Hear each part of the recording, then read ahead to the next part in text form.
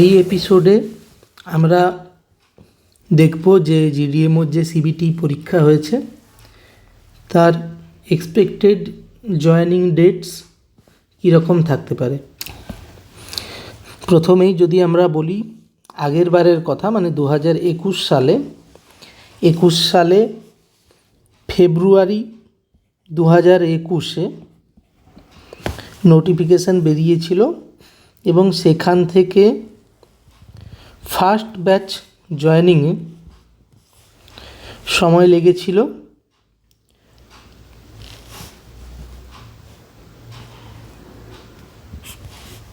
মে 2022, মানে 15 মাস।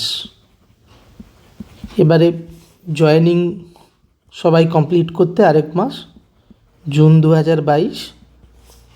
So 15 to 16 month সময় লেগেছিল আগের বারে। এবারে কীরকম সময় লাগতে পারে সেটা আমরা এবারে দেখব, কিন্তু তার আগে যেটা বলার দরকার যে আগের বার আর এইবার দুটোই রাজ্যের যে ইলেকশন তার সাথে কোইনসাইড করছে। তো আগের বারেও নোটিফিকেশান বেরিয়েছিল ইলেকশনের আগে, কিন্তু ইন্টারভিউ এবং তারপরে জয়েনিং সব কিছু হয়েছিল ইলেকশনের রেজাল্ট আসার অনেকটা পরে। এবারেও নোটিফিকেশান বেরিয়ে গেছে ইলেকশনের আগে, ইন্টারভিউ বা জয়েনিং সেগুলো কখন হবে সেগুলো নিয়ে আমরা কথা বলবো। তো এবারে এই 2026 বা 25-এর কথায় যদি আমরা আসি, আমাদের আগস্টে অনলাইন অ্যাপ্লিকেশন হয়েছে। এটা সেপ্টেম্বরের 3 তারিখ অবধি ইনিশিয়ালি ডেট ছিল, কিন্তু পরে বাড়িয়ে যেটা সেপ্টেম্বর 22 করা হয়েছিল। তো সেপ্টেম্বর 22 থেকে সিবিটি নিতে আমাদের সময় লেগেছে 3 মাস, ডিসেম্বরের 21 তারিখ। আগের বারে অ্যাপ্লিকেশন শেষ হয়েছিল ফেব্রুয়ারির 20 তারিখে এবং সেখান থেকে সিবিটি হয়নি, ডিরেক্ট ইন্টারভিউ হয়েছিল আগস্টের 20 তারিখে, মানে যেখানে লেগেছিল 6 মাস।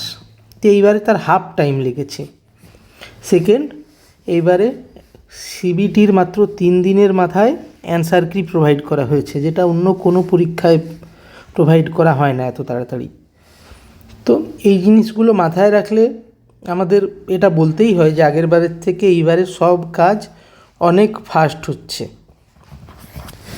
তো তার জন্য এই যে পুরো প্রসেসটা আগের বারে যেটা 16 মাস লেগেছিল, এটাও অনেকটা তাড়াতাড়ি হবে বলে এক্সপেক্ট করা যায়। তো এইবারেও যদি আগের বারের হিসেব অনুযায়ী ফেব্রুয়ারির মাঝামাঝি থেকে মে মাসের মাঝামাঝি অবধি ইলেকশানে খেয়ে দেয়, মানে সময়টা আগের বারে যেরকম ফেব্রুয়ারি 26 তারিখে ইলেকশনের ঘোষণা হয়েছিল, ভোটিং হয়েছিল 27 মার্চ থেকে 29 এপ্রিল, তারপরে রেজাল্ট এসেছিল 2 মে এবং অ্যাসেম্বলি ফরমেশন হয়েছিল মে মাসের 4 তারিখে। তো তাহলে ফেব্রুয়ারির মাঝামাঝি থেকে মে মাসের মাঝামাঝি অবধি টাইমটা কিন্তু ভোটের জন্য সবাই ব্যস্ত ছিল এবং সেই সময়ে কোনো নোটিফিকেশান বেরোয়নি, কোনো প্রোগ্রেশন হয়নি এই জয়েনিংয়ের ব্যাপারে। তো সেটা যদি এইভাবেও মেনটেন হয় তাহলে আমাদের হাতে দুটো পসিবিলিটি আছে। একটা, আমরা দেখব যে অ্যাজ আর্লিয়েস্ট কত তাড়াতাড়ি পুরো প্রসেসটা কমপ্লিট হতে পারে, যদি গভর্নমেন্ট পজিটিভলি চায় যে যত তাড়াতাড়ি সম্ভব নিয়োগ করানো সম্ভব সেটা নিয়োগ করতে। তো সেক্ষেত্রে সিবিডির রেজাল্ট আমরা জানুয়ারির 10 থেকে 15 তারিখের মধ্যে এক্সপেক্ট করতে পারি, বা তার আগে হলেও সেটা হতে পারে। এবং সেক্ষেত্রে ইন্টারভিউ ডেট নোটিফিকেশান দিয়ে জানানো এবং তার থেকে ইন্টারভিউ গোটাটাই 1 মাসের মধ্যে ইজিলি করে দেওয়া সম্ভব। তো এটা জানুয়ারি এন্ড এবং এটা ফেব্রুয়ারির 10 to 15 তারিখে। এবং ডকুমেন্ট কারেকশান অনলাইনে হয়ে গেছে, তাই এই স্টেপটা থাকছে না। তারপরে যেটা হয় সেটা ইন্টারভিউর রেজাল্ট বেরোয়।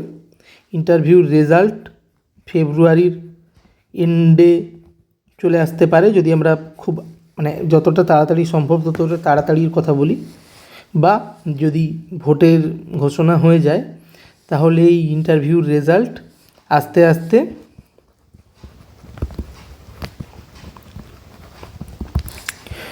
আমাদের মে মাসের 15 থেকে 20 তারিখ হবে। যেটাই হোক, তো ইন্টারভিউ রেজাল্ট বেরোনোর পরে একটা মানে সবাইকে মানে যে প্যানেলটা তৈরি হয় তাদেরকে ডাকা হয়, তারা কে কোথায় পোস্টিং নেবে সেই জিনিসটা থাকে। তো তারপরে জয়েনিং হয়। তো সেই জন্য যদি আরও 1 মাস ধরি তাহলে জুন 15 to 20 এবং 15 দিনের মধ্যে জয়েনিং হলে জুলাই 1 আমরা জয়েনিং এক্সপেক্ট করতে পারি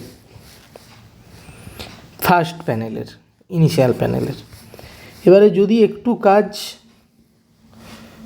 মানে কম গতিতে হয় তো সেক্ষেত্রে আমরা সিবিটির রেজাল্ট এক্সপেক্ট করতে পারি by February first week. So এটা মোটামুটি শিওরভাবেই বলা যেতে পারে যে ভোটের ঘোষণার আগে সিবিটির রেজাল্ট বেরোবে। ভোটের ঘোষণা ফেব্রুয়ারি মানে 15 ধরছি বা ফেব্রুয়ারির এন্ডের মধ্যে চলে আসবে, তো এটা ফিক্সড। এইবারে যদি একটু ধীরে কাজ হয় তাহলে ইন্টারভিউ ডেট কিন্তু ভোটের আগে আসবে না। ইন্টারভিউ ডেট আস্তে আস্তে আমাদের জুন ফার্স্ট উইক বা মের লাস্ট উইক হয়ে যাবে। তারপরে অ্যাকচুয়াল ইন্টারভিউ হতে হতে জুন মিড টু এন্ড হয়ে যাবে।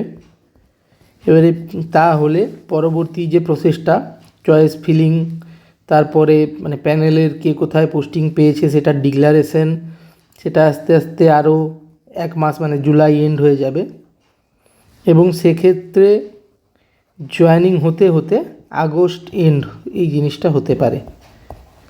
তো আমাদের যদি সবচেয়ে তাড়াতাড়ি হয় তাহলে জুলাই 1 মধ্যে জয়েনিং হয়ে যাবে এবং যদি দেরি হয় সেক্ষেত্রে আগস্টের এন্ড অবধি জিনিসটা মানে চলতে পারে। তো এবারে ইম্পর্ট্যান্ট যে সমস্ত ইভেন্ট আছে তার সাথে এই এক্সপেক্টেড ডেট অফ জয়েনিং কি কোনো ফ্যাক্টর, তো সেটা আমরা যদি বলি তো এক্সপেক্টেড যে ডেট অফ জয়েনিং সেটা যদি খুব তাড়াতাড়ি হয়ে যায়, যেটা আমরা বলছি জুলাই 1 মধ্যে বা জুনের শেষ দিকে, তো সেক্ষেত্রে কিন্তু সকলকে মানে নিট পিজি দেওয়ার আগেই জয়েন করে যেতে হবে। তো সেক্ষেত্রে নিট পিজি তুমি দিতে পারো, কিন্তু দিয়ে যদি নিট পিজিতে তোমার র্যাঙ্ক ভালো হয় তো সেক্ষেত্রে তোমার সমস্যা হবে। মানে সমস্যা হবে বলতে তুমি চাইবে রিজাইন করে নিট পিজিতে জয়েন করতে, তুমি রেজিগনেশন সিএমওইচের কাছে দেবেও, কিন্তু রেজিগনেশন কখনোই অ্যাকসেপ্ট হয় না। তো রেজিগনেশন অ্যাকসেপ্ট না হলে তুমি সেই অবস্থায় যদি অ্যাবসকন্ড হয়ে নিট পিজিতে জয়েন করো তো পরে 3টে সমস্যা হতে পারে। 1, তুমি নিট পিজিতে জয়েন করে গেলে তোমার মাইনে মানে নিট পিজি স্টাইপেন্ড চালু হয়ে গেল, এবার এদিক থেকেও তুমি মাইনে পাচ্ছ, তো দুটো মাইনে যখন তুমি পাবে একসাথে তো তোমার মাইনেটা ফ্রিজ করে দিতে পারে গভর্নমেন্ট। তো যদি তোমার স্যালারি ফ্রিজ করে দেয় তো তুমি কোনো স্যালারি পাবে না এবং তখন তোমাকে অনেক ছোটাছুটি করতে হয়, মানে স্বাস্থ্য ভবনে গিয়ে ছোটাছুটি করতে হয় মাইনেটা রিজিউম করার জন্য, এবং সেটাই খুব ঝামেলা করে। সেকেন্ড যে জিনিসটা হয় সেটা হচ্ছে তুমি পরে যদি এই চাকরিতে আরও মানে রিজিউম করতে চাও, সেটা মানে আগে হাতে পায়ে ধরে অনেক মানে খাটাখাটনি করে এটা জয়েন করা যেত, লাস্ট বার অবধিও গেছে, কিন্তু এইবারে এত ক্যান্ডিডেট 8,500 ক্যান্ডিডেট, তো সেক্ষেত্রে গভর্নমেন্ট তোমাকে আরও মানে পুনরায় নিয়োগ করবে বলে আমার মনে হয় না। মানে আজ থেকে তোমার সেটা 3-4 বছর পরের কথা, তখন ক্যান্ডিডেট আরও বেড়ে যাবে, তো সেটা রিজয়েনিংটা সম্ভব না। এছাড়াও তুমি যখন অন্য কোনো স্টেট গভর্নমেন্ট জব করবে তো সেক্ষেত্রেও তোমার এই যে তুমি পালিয়ে গেছো ডিউটি মানে থেকে অ্যাবসকন্ড করেছো, তার জন্য তোমাকে তোমার অ্যাসিস্ট্যান্ট প্রফেসরের চাকরি নিতে যাও সেক্ষেত্রেও তোমার প্রবলেম করবে। তুমি যদি স্ট্রেট মানে স্পেশালিস্ট এমওর চাকরি নিতে যাও সেক্ষেত্রেও প্রবলেম করবে।